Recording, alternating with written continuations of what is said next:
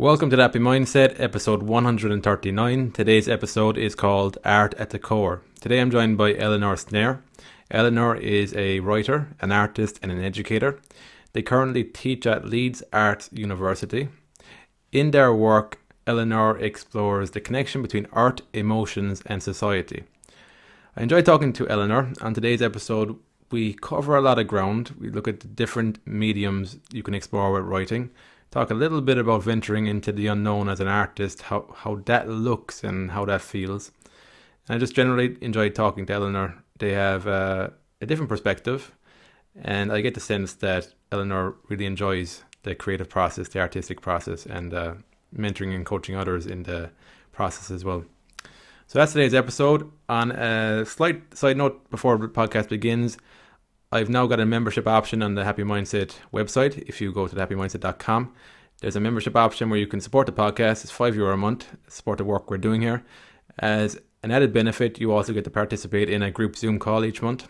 The Zoom call is aimed at people who want to explore their creativity, explore their creative side, and express that into the world like we're doing here at Happy Mindset. So if anybody's interested in that, head on over to happymindset.com. That's it. I hope you enjoyed today's episode. Thanks again for listening, and hope you enjoyed today's episode. Okay, so thanks for joining us today, Eleanor. Thanks for having me. I'm looking forward to having a chat with you, Dennis, and seeing what we talk about. Yeah. So my first question is, who are you and what are you doing in the world today? Oh, wow. Okay, so my name is Eleanor Snare, and in the world today, I am an artist, a writer, and an educator. So I am a senior lecturer at Leeds Arts University, and I teach fashion branding and communication. And I also am self-employed and have been for about 5 years now. That self-employment has kind of changed slightly over the course of those years, but my focus is really on working with individual clients, artists, and creative people to develop their practice and develop their confidence through supervision, creative supervision, which is a blend of coaching and mentoring. So those are my kind of job money-making things, which obviously are also a passion of mine. And then my art and writing is really focused on the earth emotions and society, and this idea of how do those things connect. And I do a lot of artistic work through journaling, creating mixed media pieces and things like that. And I've been writing, I think, online for about something like 10 years, which just feels extraordinarily long time. But I'm taking more time at the moment to write by hand, not on the internet, to see what I can create and perhaps create something longer form or more in depth in these areas that I'm particularly interested in. You think the writing in shorthand, in proper writing, does that give you something different that you wouldn't get from typing? Yes, absolutely. So I've kept a journal daily since I started probably in 2014, but I've kept it daily maybe since around 2016, and I write that all by hand. And it does definitely have a different experience, and particularly I think we get used to the kind of how easy it is to edit online and how easy it is to shuffle things around, and especially if you're writing a lot of shorter content, for example, even the fact you're calling it content, just something to fill something else. That's why I always think it's like vases have contents, just things to put in an empty space. But when you're writing shorter forms like that, I think it becomes easier. Just as with a digital camera, it became easier to take photos. It also means that we're maybe more throwaway with the words that we use. And so I'm experimenting with writing more. I've always written by hand for myself, and always written using a computer or digitally for other people. So in a previous career, I was a copywriter, and that was obviously all done online, kind of writing different documents for clients and things like that. But I've never written longhand for other people with the idea that it's going to be read by somebody. So I'm experimenting with that at the moment to see what it's like and what my different experience, like the different idea is and the different experiences that are coming out. And I find it quite um, it has a different voice. It gives me a different voice and a different mode of kind of communicating, which I think as soon as you sit in front of a computer, just as like as soon as you take up a digital camera rather than a film on, or it changes how you communicate, and that's just simply because it's a of the tool that the thing that it's designed to do, which is do things more quickly, more concisely, sometimes in greater volume. As you know, writing doesn't have to be like that. Hmm. It doesn't have to be quick, concise, or lots of it. So yeah, I think it's just it's an experiment for me. I mean, we'll see where it goes. I've kind of got this idea of got a big A4 notebook, and I've sort of said to myself, I'm just going to fill it with writing longhand and imagining that it would be kind of taking me somewhere. Get to the end of it and just publish a version of it. So it might need. I'm 100% sure it will need editing, but I quite like that idea of just once I finish this notebook, I'll just put it out in the world, and it's very different to I'll just dash off a blog post, which is just so easy to do. So like with this journal, are you going to create a book out of it, or what's that way that's going to We'll work? have to see. Yeah, I think I don't. I try not to worry too much about what it's going to be at the end yeah. because um, it'll it'll become the thing it needs to become for me as an artist, and I'm kind of excited to see what that might be. When I started Okay. writing, I thought I really wasn't sure where it was going, but it's really interesting, kind of discovering that. We spoke about that briefly last time about the what you learn about yourself through writing, and I think for me, writing longhand is an even more kind of involved way to do that. Have you like an overarching theme to what you're exploring through your writing there, or is it just each day you wake up and you write about things that are just on your mind that day? I think it's exploring in a very specific, pointed way some of those, or well, the three themes that I talked about before. So, in the earth, environment, Mm. our emotions, and society, but particularly as well the kind of relationship to those to the idea of faith or the kind of um, the non-tangible experiences. But I'm also reading at the moment Walden by Henry David Thoreau, and I think I'm particularly inspired by that idea of writing about nature or writing about our interactions with nature and how that creates a reflection of life and how that creates a kind of what could life be, and also how do we use this as a kind of in its simplest sense as a metaphor. We can do that very simply, solid as rock, for example. But how, if we were to really extend that and go into the depth of it? So there's something about that, and I think there's something about each time I write a section, when I go back to the journal to write again, I kind of check. I just look at the last few lines of what I've written, and normally that then Mm. inspires me or pushes me to go forward with the next part. And it is very much like that. Just let's see what comes next. Let's see what comes out next, rather than having a goal in mind at the moment. Do you ever find yourself writing a part and realizing, well, that'll go better here when actually organizing the flow as you write? Then, Yeah, absolutely. You kind of write lines, and yeah, for in this particular instance, I remember only the other day I was writing a little section, and I thought, oh, that's probably not going to go there, but that's what I want to. That's what I need to write right now. And when I did my master's, my final thesis, which was like 15,000 words, I ended up just printing it all out. Terrible for the trees, really. Printing it all out, cutting it up, and actually gluing it back together in the order that I wanted. Um, and again, we don't always stop to do that. And there's something about the kind of physicality of interacting with that writing, and that's very different to you can do it on a Word document, but I think we don't always, if we're, this is particularly about writing on a computer for the purposes of, say, sharing on social media or sharing a blog post or a newsletter.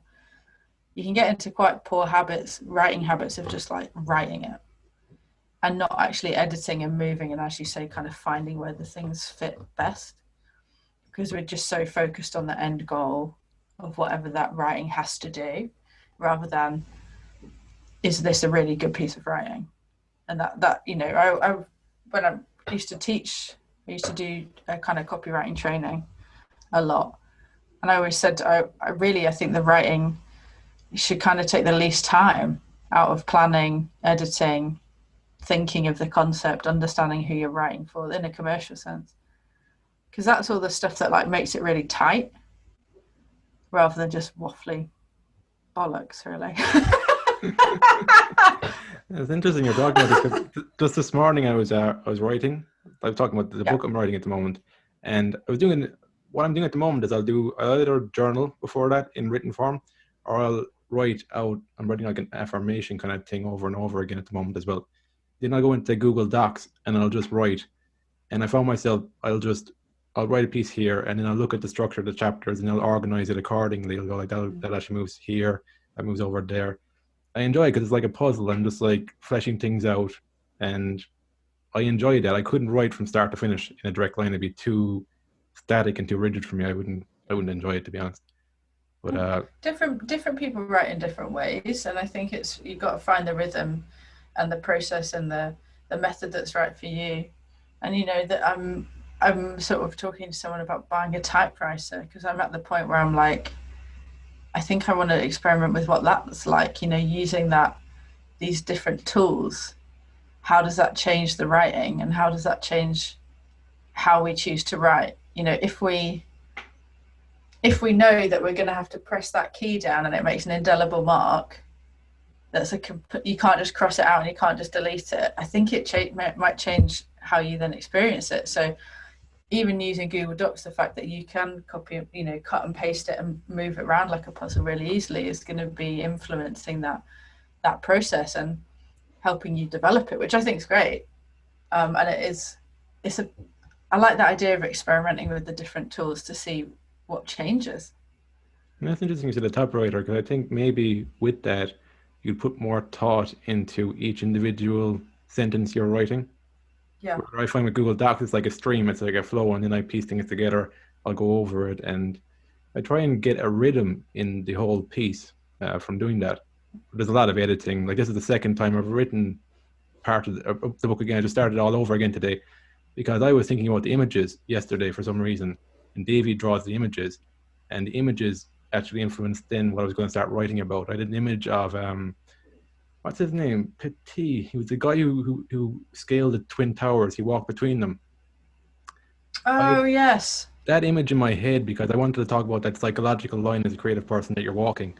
It's a dangerous line. So that image was in my head then from that. It was like walk the line, which is another like a line from Johnny Cash's song as well. So those types of images started coming into my head and I started writing based off of that, which wasn't there until today. So yeah, I just kind of experiment with it. Actually, I read one of your posts today, which happened to be about Ken Robinson's book, The Element, which I'm doing a podcast on as well. And I think in images and words, that's kind of my style. That images and words are like how I think. And how about you? What's your kind of natural style of thinking? That's a really good question. I tend to think more when I'm thinking creatively and kind of excitingly, and I'm kind of involved in the creative endeavor. I tend to think a lot more in images and kind of feelings and colors and things like that. And then when it's the kind of negative thinking patterns or the self-doubt, that's just a stream of words.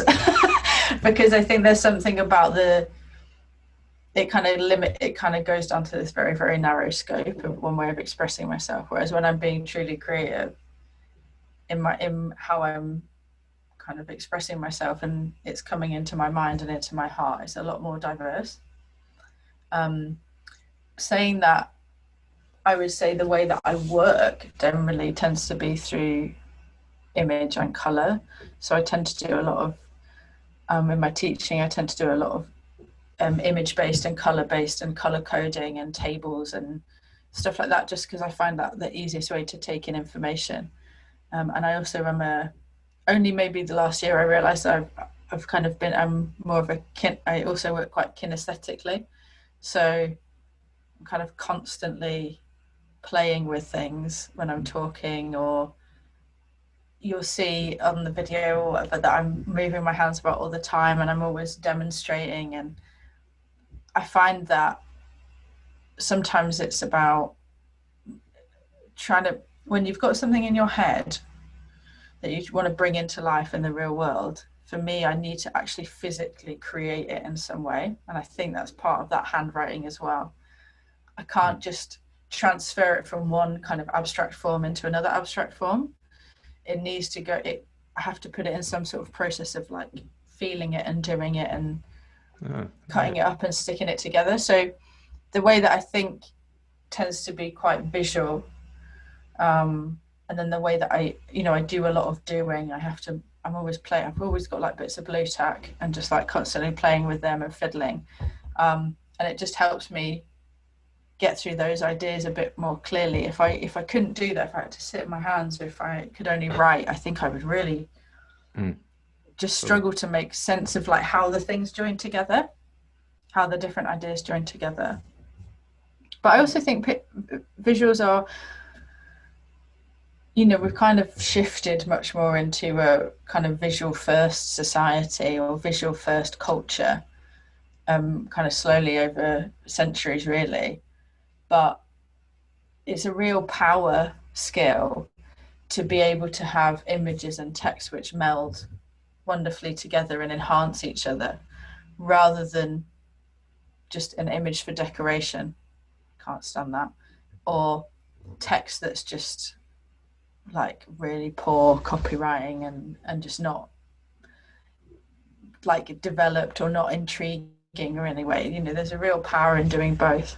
I think sometimes we get a bit obsessive about just doing one, and but there are people who do both really well. And I think that, why graphic novels and comics and things like that are so wonderful, because it's just something wonderful about, I think, having someone bring your imagination to life kind of in front of you, in a way that you probably would never create or draw, but that combination of the senses that are kind of enlivened, I think it's really fantastic. So I love that you include images in your work, and that you want that to be a part of the learning, not just through the words, but actually through what the image is conveying, and encouraging people to feel, as well as what the words are kind of making them think. That's it. Yeah, I want people to feel.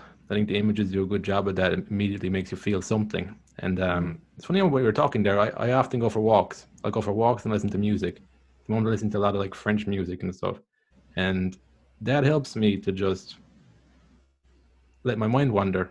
And because of like the abstract nature of all this stuff, you're trying to make something abstract real world, and you're trying to do it in a creative way that brings a bit of soul to it as well. That's another thing I want to ask you about. How do you actually get your soul across at the same time of it being a piece of writing that is coherent and legible and is a good piece of work? Wow. I mean, answers on the back of a postcard, please. That's a tough one to answer. That's what I'm trying to always explore, that, because I think if you're missing the soul piece, you might as well not do it at all. That's what my kind of experience. I think there's a kind of recognition that you're never really going to be able to capture all of who you are in this particular form, because no form of creativity is adequate in any way to capture the kind of essence of what it is to be alive, fundamentally, even the most magical painting or whatever. So I think for me it's kind of like I decide, either consciously or my subconscious decides, this is the part that's going to be expressed. And often it will be, I've always written non-commercially. So, writing commercially is a different matter, because you kind of put your writer's hat on and then you just get on with it. And you do all the things you need to do, but it's not, your soul isn't, for me, was never in it. but say I was writing a newsletter or a blog, I'm always writing for me. Whether or not I know that I am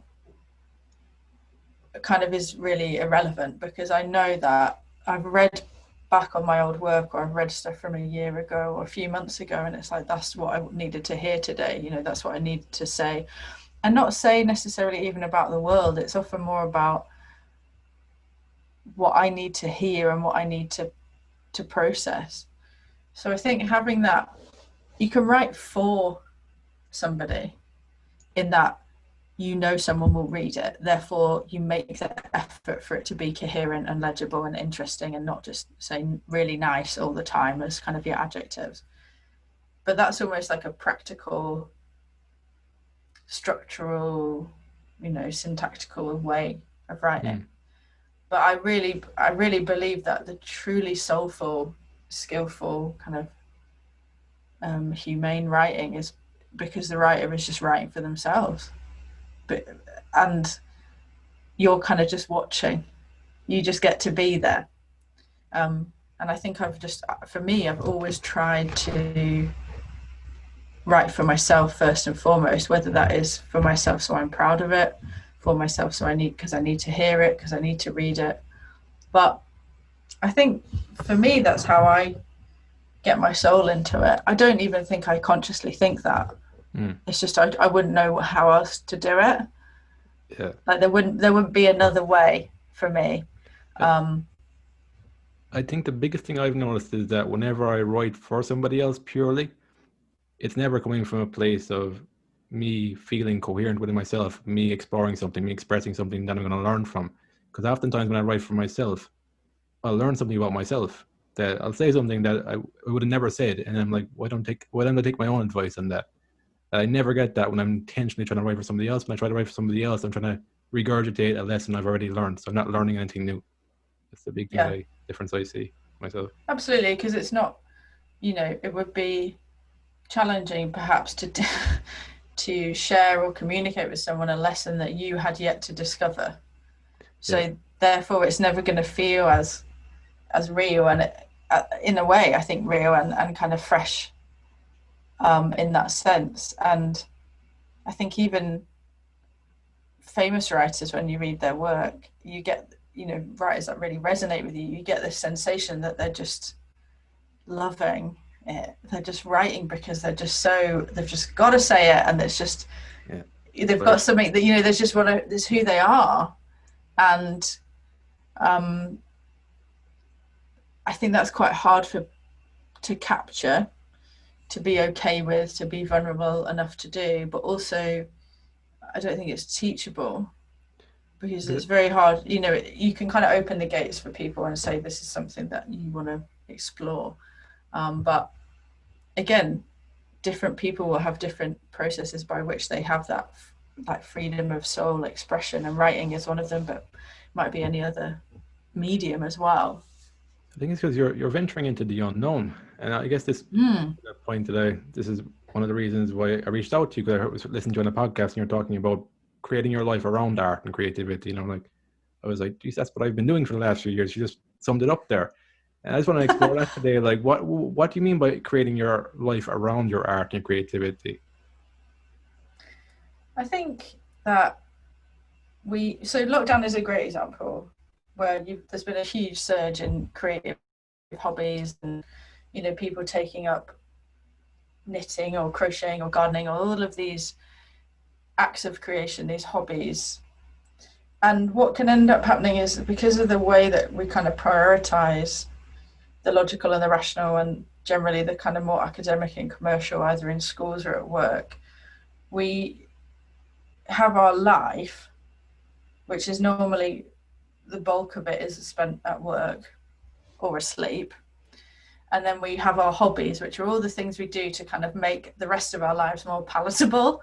So we end up becoming, a watercolor painter after we retire, because it's kind of like, well, now I've got time to do it. Or people, bake cakes as their hobby because they want to relax after work.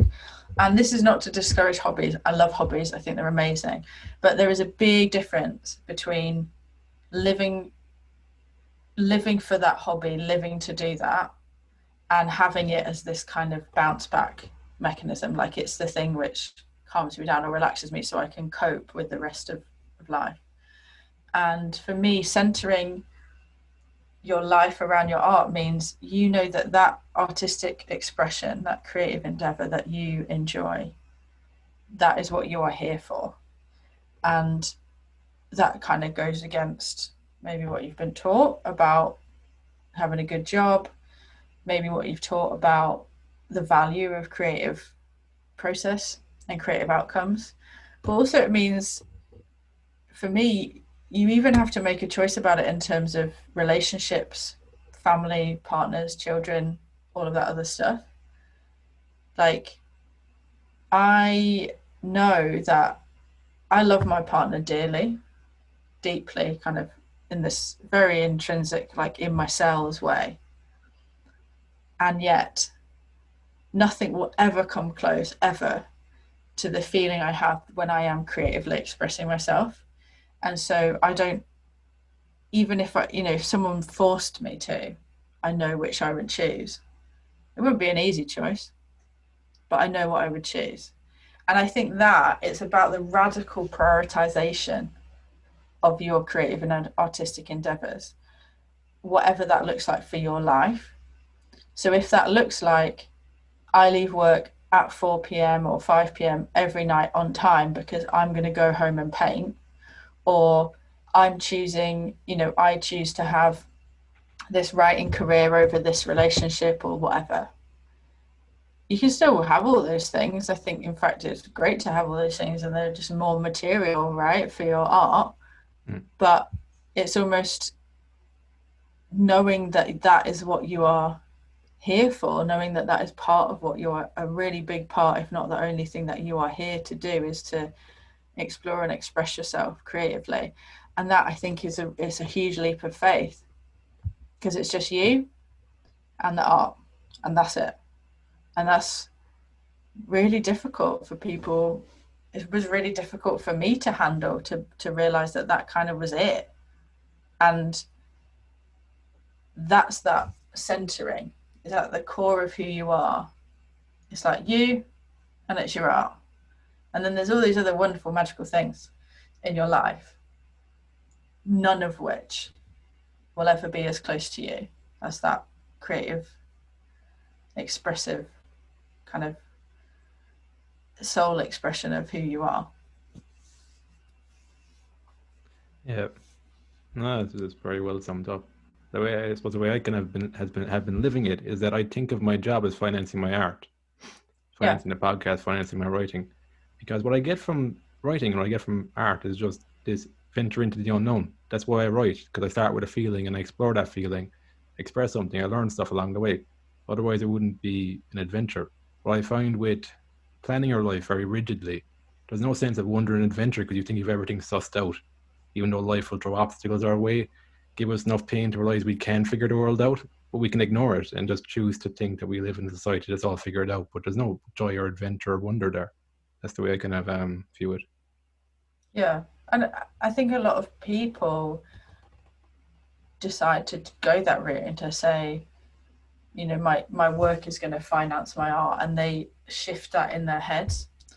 And then for other people, it kind of all becomes blurred. I know for me, I just sort of went, actually, it's all art. This is all my art. This is all the expression of what I want to do in the world and what I want to contribute. Whether I am teaching or writing or painting, I'm fundamentally doing the same thing. So that's how I got around it. But again, that's what worked for me. Yeah. That's I think it's that's what worked for me. I think it's an evolution too, because when I started doing this first, it was first felt like the hobby I was kind of embarrassed about. And gradually as you become more comfortable with it, then it becomes, oh, this is who I am, this is what I do. Because you're okay with that after a while. But it takes a long time. That's why I was writing about the psychological line. It takes a long time to keep balancing that and keep going with that, even though it feels like, because some part of it too is that you're exposing yourself to people as this is the person I am, so there's no real going back from that. You can't say, oh, I was kidding guys for the last 5 years. I love that. Imagine that. Oh, jokes. Actually, I'm not this sensitive and vulnerable. That was all a facade. Yeah. That'd be amazing. Yeah, it is. It does take a long time. It takes a lifetime, and it is super vulnerable. And there's a Mm. big, I think the big difference is, when you decide that you're going to introduce yourself in a different way. So like I used to go, oh, I'm a teacher, and then whisper the next bit, or oh, I'm a copywriter. And I think there's a big difference that one day you go, fuck it, I'm an artist. And it's no one is ever going to say to you, no, you're not. Mm. And anyone who does, ignore, well, no one will. But if anyone does, like, that is just madness. Just ignore them, tell them to go away, because it's the day you introduce yourself by your passion, by your purpose, not by your job title. Like that for me is your revolution day, because it just it's like everything just gets switches on its head, and also your identity then becomes connected deeply to who you are in your soul and your purpose, rather than your identity being wrapped up in what you do to make money, which fundamentally is just once for a lot of us is going to be multiple careers now.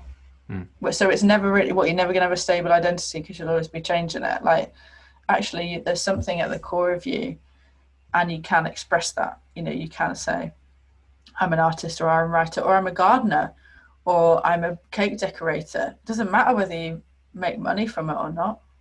I said to someone the other day, we were talking, my friend's just done this amazing funded writing project to do a kind of like a pitch for TV. And we were talking about writing. And I said, it's the day, I don't even think it's the day you start writing. It's the day you decide that you're a writer. That's when you're a writer. It doesn't even matter whether you've started writing or not. It's for me, it's when you decide, because that's really the big block. It's not whether or not you get on with it. It's whether or not you truly believe in your heart that you are. Because I've met incredibly skilled artists who don't want to say they're an artist because they don't believe it. And I think like that's the key. that's the big change. It's funny because I learned that first with programming. As a self-taught programmer, I learned that if you refer to yourself as a programmer in your beginner stage, like when you're actually learning it to get a job, you're taking on that identity. You're taking on the Yeah, persona rather than feeling like an imposter saying that I'm just learning to code, but I'm not a programmer. I'm not a programmer. Because you just keep delaying that. You never become the programmer. But like you said there as well with the artist, I think it's like when you actually believe it, when you're not trying to convince people of you being who you think you are, I think that's when you've got it sussed. You got like, okay, this is who I am. That's it. So absolutely. And no one, like I said, no one's gonna question it, because why would whenever just think if you think back to your experiences, whenever someone told you what their job is and you've gone, I don't think you are, like nobody says that. you'll find some Because people like that too. imagine that, oh, I'm a lawyer, I don't think so. Yeah. But like I look quite young for my age, and I've got a very playful spirit, joyful spirit, and I've been in university and people have mistaken me for a student rather than a lecturer. But they kind of that's more of a, like, you just get over it because you think, wow, all right, never mind. But that's more about them than it is about you. That's more about their assumptions of what an artist or a lawyer or a doctor or a meteorologist or a software programmer should look like. That's Yeah. about them. That's not about your kind of core identity. But absolutely, I think you're right. People, if you say it, they'll trust you, because why? What would be the? I think as well. What would be the point in lying? Yeah. Right? But Oh, it's I'm that an artist, but it's all been a ruse. I think it's that playful nature, and it's also that when you've got nothing on it, when you're not, when your identity isn't built around something, where it's more of a sense of, well, this is just my being. This is what I've been doing for years. Like, why? Like, this is me. Yes, Um, who I am. exactly. Yeah. Well, I think once there's no like identity built around it, and that you've got stories around what this means about you and stuff like that, and you're trying to put yourself on a pedestal, I think when you're speaking more from like just a sense of following your passion, following your curiosity, doing the thing that makes you come alive. There's no Mm. pretense to that. Then it's just like this is what I do. Yeah, and like you said, you don't feel. I think the identity thing is really interesting, because for me, I don't.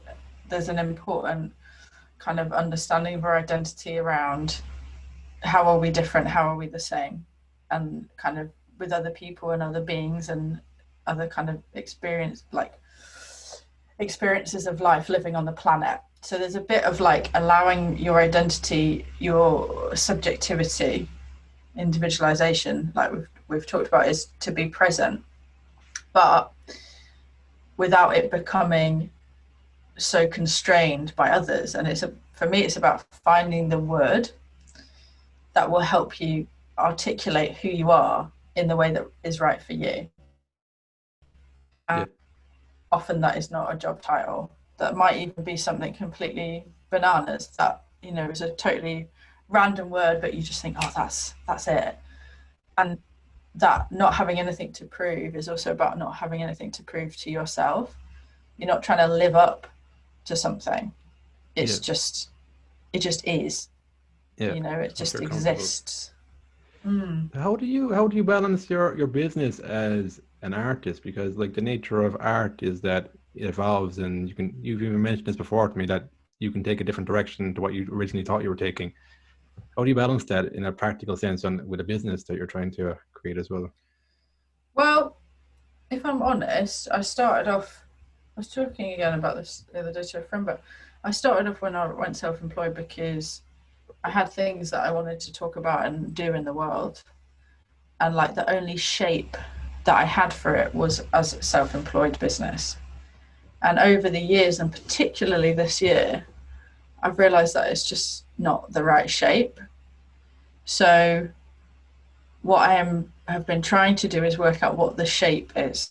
So I think we get kind of stuck in a bit of, all of us, even very creative people, or even people who think they're really like radical, like me, you just end up going, oh, it's this square peg, square hole, round peg, round hole.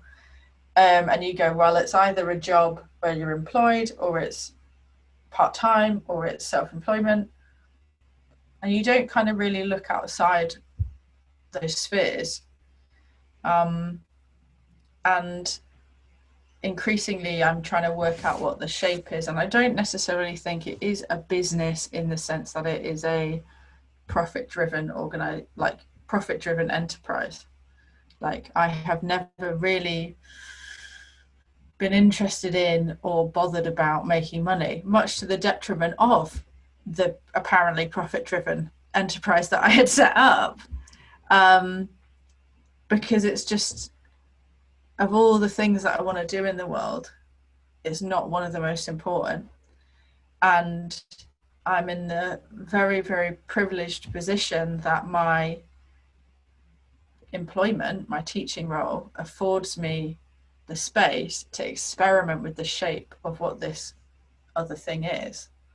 So part of that development has been realizing, what do I really love to do in that area? And one of them is kind of coaching, mentoring, and this supervision. So that's really what I'm going forward focusing on, because I think if right now I was to put the pressure on my pure artistic expression of writing and painting and kind of creating these whatever they are, narrative, like illustrated narratives, I don't know yet. If I was to put pressure on that as some sort of financial endeavor, a profit generating endeavor, I think it would almost like cut off the bud before it started to flower, because it's just too, my mind just goes into like strategy business mind, which Yeah. is great, but actually it's not great for me for the artistic process. And so I would say currently I don't make money out of my art, and I don't care. And the things I do make money doing directly inform my art and my processes of creating art, particularly kind of one of my big loves is learning and teaching and learning. Really, I'm an educator and a lecturer because I love learning. That's like the best job to do that in. And the work that I do teaching or supervising clients teaches me so much that I can then pass on to other learners. And that for me is also part of the art. Like, how could I do those things? How could I educate and teach in this slightly different format, in an illustration, in a narrative, in a novel, in a, how could I bring that in? So the shape looks very different to when it did 5 years ago or even a year ago. And there's perhaps less pressure for me now. And I think even if I had an employment which wasn't supporting it financially, I think I would be seriously considering whether I wanted to put the pressure on the artistic endeavor to create that money, because I don't really, what I preach in my art would then be not what I was practicing. Yeah. And for me, it's got to have that integrity. It's got to have that integrity of what I'm saying through the writing, through the art, through the teaching. I have to be living that. Because if I'm not living it, then it's just, I will just feel the falsehoods whenever I look at it, whenever I feel it. So there's got to be a kind of integrity to it. And right now that integrity is about no pressure to make it into something that right now it's maybe not ready to be. It needs to bake in the oven a bit more before it comes out fully formed as whatever it's going to be. Is that I feel like that's a bit of a get out of jail free card, but that is the truth of No, I get where it. I am right now. I think the problem is that when you go into business mode, you're immediately going from process driven to results orientated, and you're trying to predefine those Yes. results that you're aiming for. Whereas on the art process, you want to focus on the process itself and let it unfold, and then it's going to continuously evolve because there's no predefined end goal there. It's going to evolve. And I like what you said there about the characteristics. Like I'm a programmer today because I love learning. Like programming is an ideal field for that. Programming also complements my writing because it's very structured, analytical thinking. I also have to think in abstract thoughts as well, which I also have to do as a creative writer. And so there's so many complements, there's so much complementing when you look at skill sets and you look at your values and you look at that type of stuff rather than specific companies and stuff like that. You can have a whole different experience of life where you can actually build your life around this feeling that you're following your artistic tendencies, yet still live in a very seemingly practical, real world way as well, because you're looking at the skill sets and the feeling rather than the actual specific outcomes of where you're working and the job titles and all that type of stuff, because it doesn't really matter to you too much. It's more you're evolving as a person, you're developing your skills. That's what you're focusing on. So that's the way I approach it. And I like that. I like that. I like that distinction of it as the results versus the process. And I think I am just, I think I've said before, I'm a kind of recovering goal setter, a recovering planner. And I've spent so much of my life focused on results, and none of them have brought me as much joy as when I focus on the process. And so I think you're right that it's the business side of it, and rightly so, or even a kind of enterprise where you do have a specific result in mind, whether that is profit driven or not, you do need to be thinking about results. But I don't know, life is a process, it's not a result. Do you know what I mean? Yeah, I think it's just an Like awareness an awareness of context. Like you don't use a hammer to every single thing you're trying to solve. There's different things for different scenarios. Like you don't have to have a business mindset applied to every area of your life. And just because something doesn't fit in with a business mindset doesn't mean that it isn't real or it's no. not valid. Yeah, and I think people get a bit hung up on that idea of like, well, no one's bought my painting, so I'm not a real artist. It's like, why do we think that commercializing something is some marker of brilliance? On a very simplistic level, and I'm not saying this is anything we should emulate, but historically we're told that Van Gogh didn't sell a single painting in his entire life. So why are we bothered about some, like, I don't know, Jenny from down the road buying our Christmas cards? Like, wow, just it's okay. Like there's loads of examples of that. Yeah. And again, that's not to kind of say that anyone should be living their life in that sort of slightly, I mean, very dark Van Gogh way. But the point is that if you're worried about, again, it's getting that approval. Someone buying it is just another way to get approval. Like someone hiring you is just another way to get approval about who you are. And sometimes that's really nice, and sometimes that's really important for you and your development as an individual. And sometimes it just gets in the way of your development as an individual because you focus so much on what other people give a damn about that you've forgotten what you give a damn about. And like, I think that's a hard lesson to continuously keep learning, as we all are. Yeah. Well, but it's also liberating because it puts things into perspective as you move forward, and there's no end goal then. Like, because when we do try and define our end goals, we run into problems. It's like when I find in my life when I try and imagine my life in 5 years' time where I should be, and I don't meet up to those expectations. And then when I start looking at it and realize where did those expectations even come from? A lot of the time it came from society and not even came from an intentional conscious desire within me. It gives you hope though, because you can connect back with that and those real kind of proper things you want to follow. So it's Yeah. yeah. So that's pretty much it. That's what I wanted to cover today, Eleanor. Just wanted to Okay. explore that, building a life around your art. I like that philosophy. I like just shedding some light on this, getting around people who are looking in a direction like this.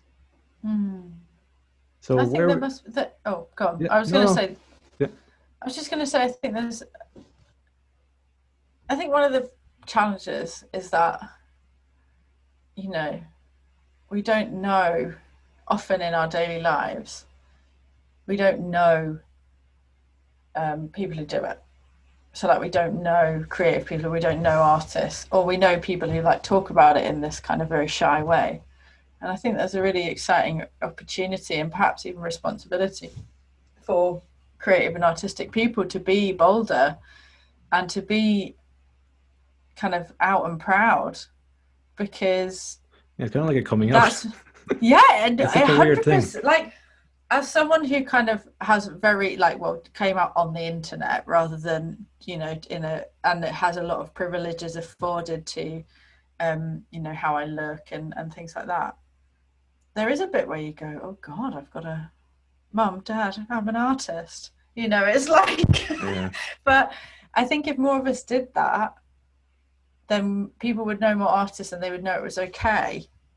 And that's, when you think about at school, how many really creative and artistic people do you know? Like your art teacher, who else is there? For lucky people, they have lots of those people in their life. And that I think gives them that. I know that in my life, my uncle and my mum were just so creative and in their jobs as well as in their kind of hobbies. And I know that it gave me permission or even the realization that it was a possibility, that there was a path there. So there is a kind of opportunity and even a responsibility to perhaps to be, as an adult, proud of being creative and proud of being artistic and having lots of creative hobbies, or having, oh, here's my mad painting studio, or here's my latest concoction, or whatever it is that you've made. Because you said there about shedding some light, and I think that just really touched me, because I think that's what we are, everyone who is creative and artistic, or people who are offering an alternative to a current way of living and feeling and being in the world. They're shedding light on things, and the more light we can have, the more paths we can see, and the more opportunities that kind of open up for people. So I love to talk about it with people, but also that I hope it encourages others to go away and do it themselves, DIY, bit of DIY. yeah, yeah. Think about it. Take it seriously, guys. It's what I have found for myself is it's a process going through the experience. I think if you try and think about this stuff beforehand without actually doing the work, you can go into a black and white way of thinking where I need to be this or that, and it becomes all kind of dramatic and stuff. I've experienced all this my stuff myself. But if you just let things unfold and let like life inform you as well, your own life, but that of course takes a bit of confidence and courage that which you'll build over time as you start doing more, taking more small steps, incremental steps.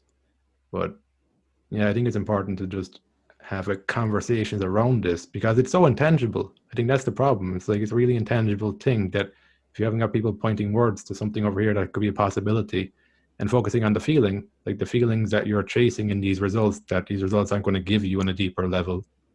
I think that, yeah, that would definitely help. Yeah. But anyway, that's it, Eleanor. Unless you have anything else to add? Or? No, I just wondered if you had a last question before I went off on one just then. No, just if anybody wanted to actually work with you or find your work, where would they find you? Oh, you can find me on the internet. It's eleanorsnare.com, and I'm also on Instagram and LinkedIn, although I'm not using social media a whole lot at the moment just because it's a massive distraction and really time consuming.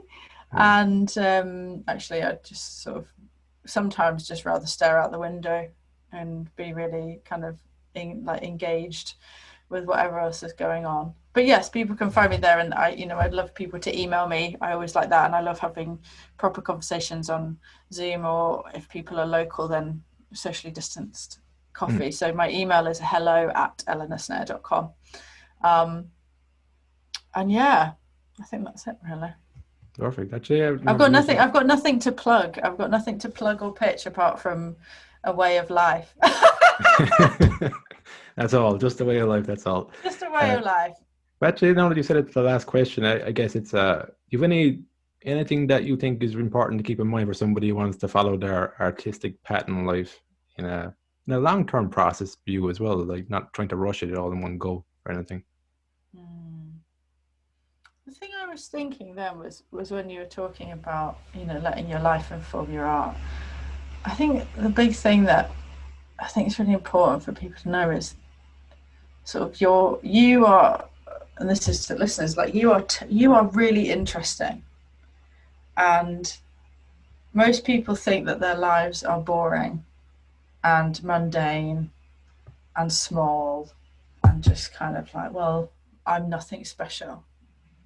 And I think we live in a world which does a really good job of convincing us that.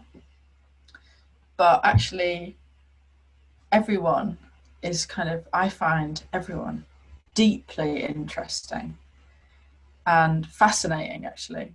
And some of the greatest works of art and books and all sorts of, incredible cultural artifacts have just been created out of normal people's lives. I always like referring to the first kind of work of art in the world, which is a handprint on a cave wall, just someone saying, I was here. And there is something very, very powerful in just, they say, write what you know, but it's actually about kind of who you are. And you might think that you've got nothing interesting to say. You might think that you've got nothing original to say, but just the fact that you are saying it is what makes it original. Because there's nobody else like you. There's no one else in this moment, in this time, writing in the way or painting or creating in the way that you are. I guess that for me is the thing which has to start it, is that what you have to say, however you want to say it, is worth saying, because you're worth listening to. That's way more important than how long it takes or how much money you make or any of that stuff, or even those things I said before about committing to it and deciding and centering your life around it. First thing is you've got to believe that your story is worth hearing. And I really believe everyone in the world, their story is worth hearing. That's good. That's good. It's good, Eleanor. Good message to end it on. So that's it. Thanks again for joining us today, Eleanor, for sharing your experiences with art and venturing into the unknown. Thanks again. You're so welcome, Dennis. Thank you so much for having me, and I really enjoyed our conversation, which I feel like probably could go on for many more hours. Yeah, no, it's it informs everything that I do with writing and stuff. So yeah, I could speak about this stuff for ages, but I have to draw a line somewhere. I have to restore a bit of sanity into my life. Well, thank you for having me, and I really, really appreciate you asking me. So thank No, you. my pleasure. Thanks again, Eleanor, and thanks again for listening. And until next time, have fun and enjoy the process.